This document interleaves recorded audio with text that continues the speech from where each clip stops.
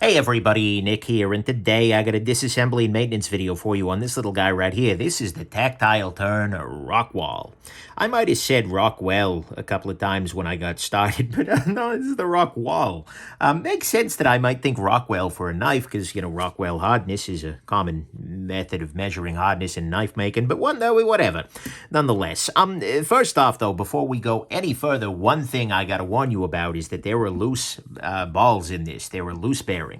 And so it's very important that as you do this, you be on a mat of some variety that has a ridge all the way around the outside. That will prevent those balls from rolling off onto things and falling apart. As a matter of fact, the very first day I got this knife, I ended up giving a call to the guy from the Tactile Turn because he was very curious about my thoughts, which were mostly like, damn. But as I was chatting with him, I just started disassembling the knife, and then suddenly I think I remember saying, "Oh!" And I completed that word, but not in a way that YouTube is going to monetize me for. And he's like, what? I said, well, this thing's got loose bearings. He said, oh yeah, did you not know that? I'm like, yep, now I do. So that was a joy. So we're looking at a T8 here, and actually T8 on all three sides, and we have a free spinning pivot here, which is an area for easy improvement in the future. But let's go ahead and pop that loose. Felt like there was some thread locker involved. Okay, and it looks like the pivot is screwing in from the back side, which is interesting. But now what I'm going to do is I'm going to lift this part off here. And I'm doing this very gingerly here. My hair is turning red as we speak. Sorry, that was bad. My goal here is just to keep all of the balls in the position they need to be in. Okay. So what we got here is 0321, okay? So that's cool. I like that they're dating their stuff. We have, much like my references date me, anyways, I digress. We have ourselves a nice titanium knife here. We have, doesn't look like there's any kind of a steel washer on the inside there. That's one of those things that a lot of people bring up, but I'm really yet to see be much of a problem. So, yeah, take that for whatever it's worth. Probably better if it is a thing, but not required to be. That's pretty dirty over here, but I don't quite know why. Could they have put some kind of a gunction on it to keep it in place? Or maybe it was just put together in a very dirty area of the factory. I don't know. Either way, this little bit here is not clean. So we shall clean it. Put that up over there. Okay, right now I am confirming that there are no balls anywhere inside this handle here. Nothing in the screws, nothing on the lock bar, nothing in this little area, which means that I am able to now clean off this bit of handle and get everything, just take it out of the field, basically. If this is my surgical field, he says, pretending to be Dr. Frunky for a second, then I want to make sure that there's nothing, not more stuff than I need there to be in that area. Okay, here is my pocket clip, which is a separate piece from the back spacer, but seems optimally just kind of clicked in there, which is good, I suppose. Okay, whoa there. See, these balls are starting to eat themselves, and that's not great. So I'll go ahead and put that there. Next thing I'm going to do is I'm going to grab a pair of tweezers. I've got these tweezers here, and they actually came with a, they came with a watchmaking kit, the DIY Watch Club thing, but they should work pretty well for IKBS style bearings. And my goal here is just to remove these balls, and a bunch of them are dropping through. So what I'm going to actually have to do, unfortunately, this means that the balls have mixed. No, it doesn't, because the ones in here are all still in there. So what I need to do, now see, this is the danger. This is why we are in the danger zone. See that right there? That's one of the balls. If I didn't see that, if I didn't think to look for it, and if I didn't have a tool to get in there and remove it, I would have a bad time. Because I'd be trying to reseat the stop pin and nothing would be working, it'd be bad. Okay, but it looks like, what I meant to say is it looks like all of the ones on the bottom are still in the groove on the bottom, which is excellent, which means I can actually keep the balls from the top separate from the ones on the bottom, and that's good. So now, I'm going to put this handle aside for a moment and just focus in right now on this set of bearings. Let's see here. Oh, boy. It's very, very hard not to make this sound really awful, and I'm not succeeding particularly well. My goal here is just to kind of get these guys cleaned off a little bit, degunk them, and so I'm going to go ahead and transfer them to a cleaner piece of cloth here. Then I'm just going to use my finger and roll them around on there. Figure that should contact every surface. By the way, if you're curious about this or any of the other tools I'm using, go ahead and check out nickshabazz.com/tools. You'll see a video with every single tool I use, like these little fabric swatches, which are currently covered in rubbing alcohol. Has everything you need there. All right. So that's cleaned off. Actually, I degunked the blade. I've been carrying this guy and using it, and frankly liking it a lot already, so I've degunked the blade. That's dangerous. I almost put that... Oh, sorry, guys. I realized you still zoomed in. I almost put that up here, but then I decided, you know what? I want to keep the balls in the field, so to speak, inside this little grooved area. Okay, so next step is going to be to do exactly the same damn thing, except I'll use the ones... I'll go for the ones on the other side. So I'm just putting a little bit more rubbing alcohol here. And my goal is just going to be to extract these guys.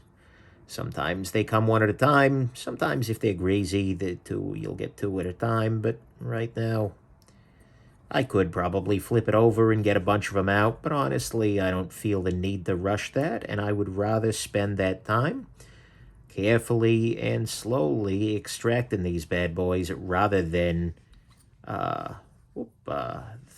searching for them in the carpet, right? Getting the vacuum and then try to comb through the result. And these aren't even magnetic, so it's a little bit trickier. Okay, so we got the balls isolated here. I'm just double checking. No, none here, none here. And doesn't look like there are any inside the pivot either, which is great. This pivot just doesn't want to come loose. Might just need lubrication, but I'm not going to fight it. There's no real strong need. It makes it a little easier to clean the inside of this groove. But with a Q-tip of some variety or another, you can get that anyways. And as you do so, you'll actually end up cleaning the side of the pivot. I'm just kind of forcing this Q-tip down up into here. Down up into here. Yeah, I'll just keep throwing prepositions in there, and sooner or later it'll make sense, right? All right, there's that. Beautiful. What we have here is very nice milling on the inside of the handle. And then we got ourselves a bunch of loose balls, which I'm going to attend to right about now. And the method is going to be the same, just kind of washing them off a little bit here. These guys don't have too much dirt on them, so I think we're good to go. All right, so now let's put this guy back together. The best way to put these guys back together is you're going to need oil. Like flat out. A lot of people say, Nick, oh my God, you use too much oil. You don't need that. Yeah, you need oil.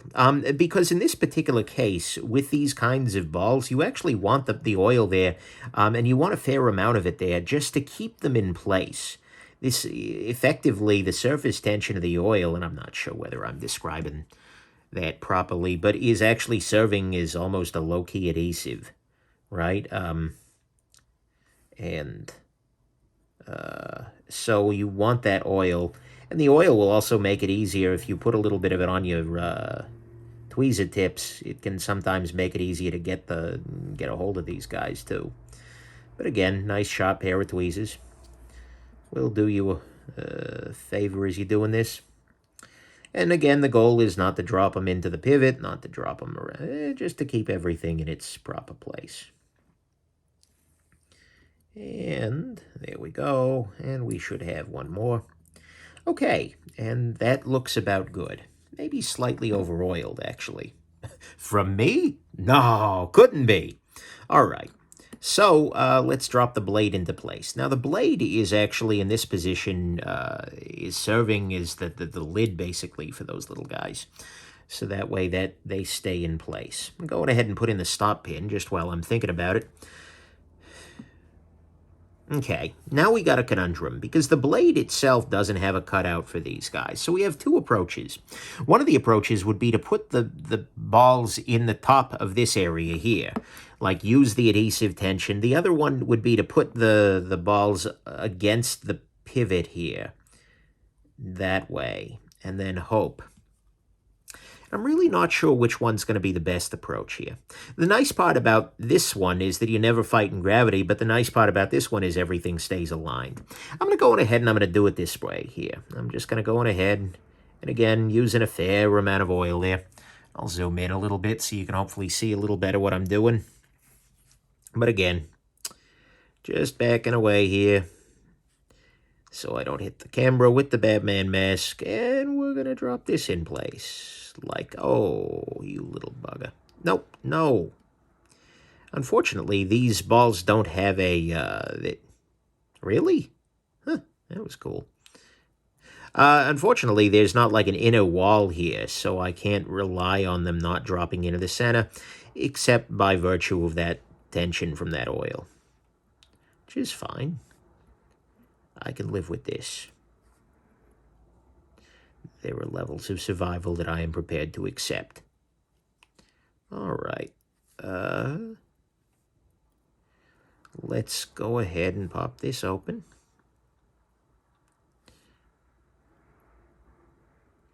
And here we go. Okay. Now,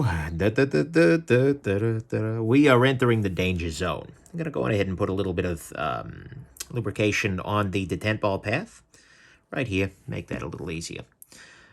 Now what I got to do is I got to flip over this handle. And when I flip over this handle, I got to then seat it onto this guy. And I got to do that without any of these balls falling out and falling into the pivot hole. And so I'm going to do this nice and gingerly here. Again, channeling Ron Weasley. And just rotate, rotate, rotate. The oil is providing the adhesive. The key thing is just not to go, just to come in flat, basically. Okay, the pivot is in now. It's locked into position. Well, it's in position. What I'm going to go ahead and do is I'm going to very loosely install the pivot. Use a little bit of thread locker here. I'm going to zoom back out for you. But I'm going to loosely install the pivot.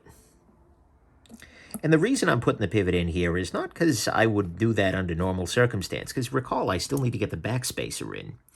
But more so because I really, really, really don't want these halves separating. Because when I do that, there's going to be a cascade of ballitude coming out there, and I don't want that. I really don't. So I'm going to go ahead and just tighten, tighten, tighten these down together, such that hopefully that's at a tightness that everything is in place, but the balls stay in position. Okay, we have the stop pin in place. Good. All right, next step, I'm going to go on ahead and install the clip. And the clip can just slip in here. Well, that's easier. Okay, that's nice. No argument there. Now what I should be able to do is take the same screw size. And by the way, this is a cool optical illusion you see every so often. Most humans would not tell you that this is the same screw head size as this.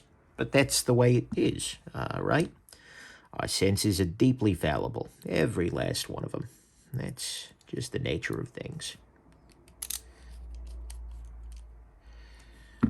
Alas, we have no perceptual means beyond those fallible things, and we are just vats of brain matter floating in a dark room in our heads, trying to make sense of the world through our flawed perceptions. Alrighty, let's go on ahead and now tighten the pivot up a little bit more. So everything is popped in place and happy. I'm going to do a quick scan real quick. Yeah, that's good. There's nothing on my tweezers. There's nothing anywhere else in here. I'm just checking for extra balls. Everything looked like it went back together, but this is just one of those ounce of prevention things. Just makes things a little nicer. Did I put things back in place properly? I did. Good. All right, now I tighten, tighten, tighten. And, oh, that's sweet. Oh, that's very sweet. That's nice. Centering is dead on. The tent is great. Yeah, we're all set here. There you go. So a little bit fiddly on account of the balls there, as well as the free spinning pivot, which is definitely something I'd love to see them address in future iterations of it. But honestly, that was not so bad, and the results are just good. So yeah, looking forward to spending some more time with this guy. Go ahead and clean off the pivot. You will get a little bit of oil leakage because you had to really Exxon Shabazz the inside of this, right, to keep those balls in place. You might use thicker grease, and that could let you use less, but honestly, it works fine this way, and I like the action as it stands, so there you go. We are all set, and let's go on ahead and wrap this up, and I'll give this guy probably a little bit more carry just because I'm enjoying it, and then do a review. So, hope this has been interesting to you, and have yourselves just an absolutely wonderful rest of your day. Bye now.